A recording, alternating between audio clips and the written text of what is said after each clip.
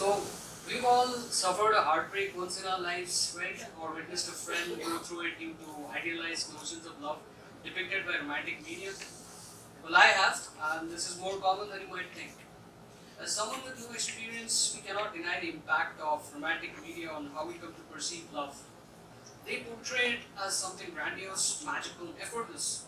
We start desiring partners with no flaws, someone who understands us telepathically, fulfills all our desires. Well, that sets an unattainable standard.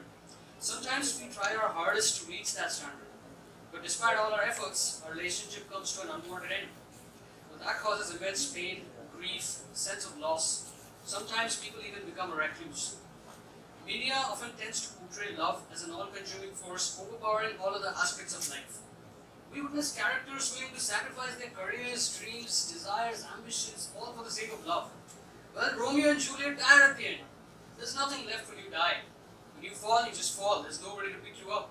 So is such a sacrifice worth it?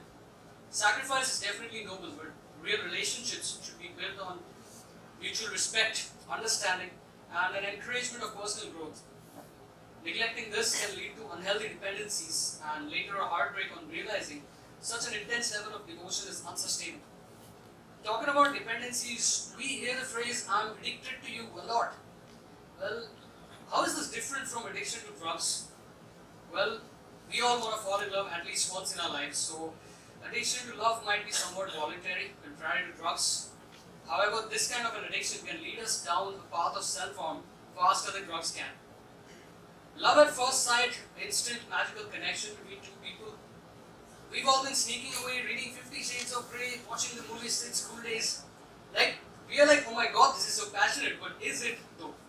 What happens? Anastasia Steele becomes infatuated with Christian Grey, later figures out he has a darker side to him, still puts up with his rather questionable methods of showing affection. How healthy is that? She should not exist in real life. We should not be jumping into relationships based on infatuation alone, because we could later figure out that we lack the deeper emotional connection necessary for a fulfilling relationship, or that there are sides to a person we don't necessarily find quite charming.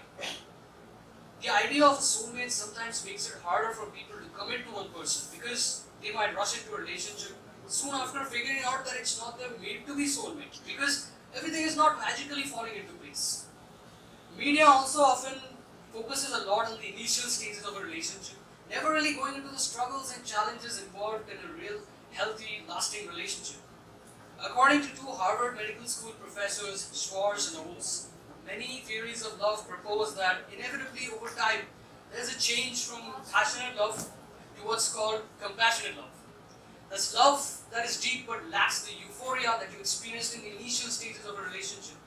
Spoiler alert, love is beautiful, and it's just not about the initial flames of passion.